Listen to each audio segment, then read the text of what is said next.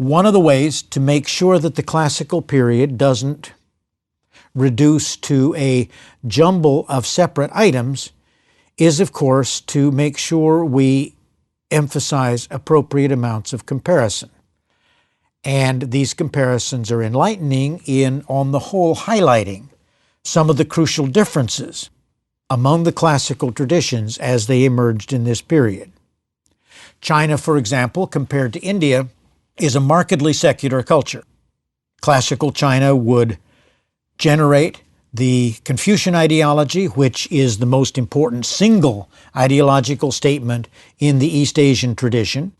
It would, to be sure, also generate Taoism, a major religion, which, however, never spread significantly beyond China. So the Chinese cultural picture is complex, with different groups and sometimes the same individual holding somewhat conflicting or at least not fully coherent cultural impulses. But on the whole, China's culture was resolutely secular, whereas of all the classical traditions, India was the most spiritual, generating both Hinduism as it gradually emerged from the Indo-European tradition and the religion initially called Brahmanism, and classical India would also generate Buddhism, a religious statement closely akin to Hinduism, but opposed to it at key points. Classical Mediterranean may be seen as slightly in between, although on the whole, at least until the advent and spread of Christianity, classical Mediterranean leans more toward the secular side as well. Scientific traditions differed. The Chinese developed a particularly elaborate emphasis on empirical science, science that could be useful to technology, science that could be sponsored as a research activity by the state because of its clear utility to society and the economy. The Greco-Roman, particularly the Greek and Hellenistic scientific tradition, was noticeably more theoretical. India had a major scientific tradition, perhaps a little in between, with a strong emphasis on the development of mathematics, including, of course, the introduction of the numbering system that we now all use, and the introduction of the concept of zero. The Indians were one of the only peoples, not the only one, to develop independently the concept of zero. Politically, the comparison among the societies, and we will amplify this in later discussion, is also revealing. Although the evolution here was gradual, we don't want to see this as an immediate product in classical China. Ultimately, the Chinese emphasis would be on a strong central state, an unusually large bureaucracy. By the height of the Han Dynasty, the Chinese bureaucracy numbered about 1% of the total population, a small figure by modern standards, but truly, truly large by the standards of the classical period. Classical China would also emphasize key political concepts that supported the central state, a specific training system, and at least the beginnings of an examination system for the bureaucrats. There was no other state in the classical period that came close to China in this degree of elaborateness, though at its height, the Persian Empire had some similar features. Indian politics, frankly, involves less emphasis. There are two interesting imperial periods and some other periods when larger political units were formed by outside invaders. But the emphasis, the focus of the Indian tradition as formed in the classical period tended to stress decentralized smaller states, princedoms, city-states, and placed much less emphasis on political ideas and political ideology than did either classical China or the classical Mediterranean. Classical Mediterranean had, like China, a very strong political emphasis, lots of discussions of the nature of the state, the obligations of citizens. Its overall political tradition was somewhat more decentralized than that of China, though there were some exceptions. Under Rome, somewhat more interested in the development of legal systems as a political unifier rather than the generation of massive bureaucracies. Again, some overlaps and some differentiations. Socially, and we will again pursue this in greater detail later on, India probably generated the most startling social system with its caste system, whose rules and regulations in helping people to determine what they could do by way of occupations, social contacts, marriage opportunities, etc. Caste obligations, in some senses, replaced political obligations and help explain why the Indian political tradition was somewhat less fully developed than was the case elsewhere. Mediterranean society, in terms of social forms, was probably particularly noteworthy for its strong reliance on slavery. Slavery existed also in India and China, but in much more limited and peripheral fashion.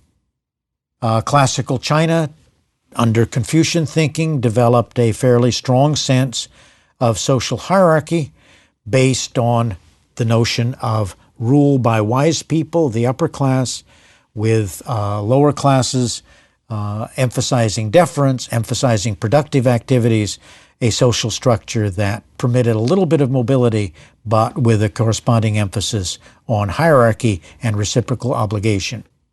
Economic comparisons are also interesting, and we will trace these in greater detail later on as well. Classical China depended very heavily on trade, but with Confucianism developed a somewhat interesting cultural bias against merchants, who were viewed with some suspicion because of their devotion to money-making, the possibility that they would pull away from the most central political and social values of Chinese society.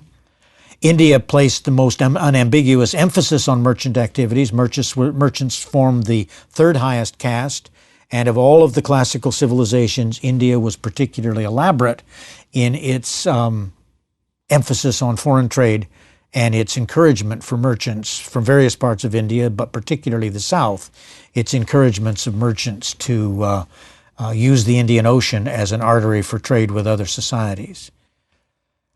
China was particularly successful in its technologies.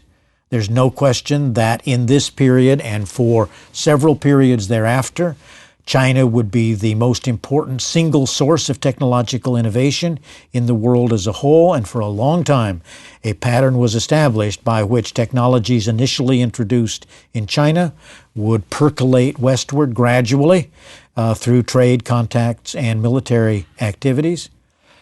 India also, however, had a successful emphasis on technologies, particularly in areas like steelmaking. The Mediterranean, interestingly, probably had the least well-developed emphasis on production technology, possibly because it was tempted to utilize expansions of the slave system to increase production rather than technological developments per se. The Mediterranean obviously, in some senses, led the world in its feats of civil engineering, although China and Persia were not far behind.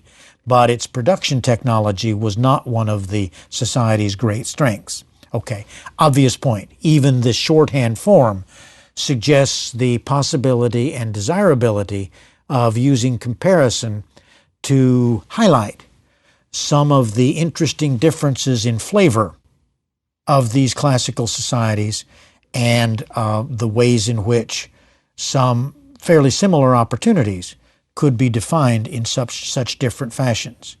It's not always easy, to be honest, to figure out why such different emphases emerged in the classical cases. China may have emphasized political order, possibly because of geography. It was susceptible to invasion from Central Asia, but not too frequently, which may have been just the right balance to encourage an emphasis on order because of a fear of further disruption, but not so much disruption that emphasis became impossible. India was certainly unusually influenced by invasions and influences from the outside through the passes that lead through the Himalayas in northwestern India. Climate may play a role. This is a hoary old historical staple.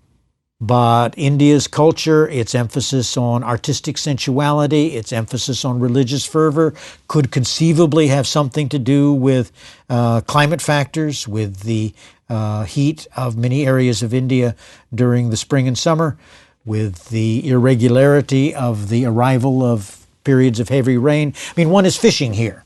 What is clear is that whatever the origins of these separate impulses and traditions, whether they're climate or contacts with the outside or heritage from the River Valley civilizations, or simply the result of creative individuals like Confucius or Socrates, whatever the causes of these differences, they would tend to solidify and would tend to affect these regions not only during the classical period, but well beyond. And that obviously is one of the key points to establish in looking at the place of the classical period in world history as a whole.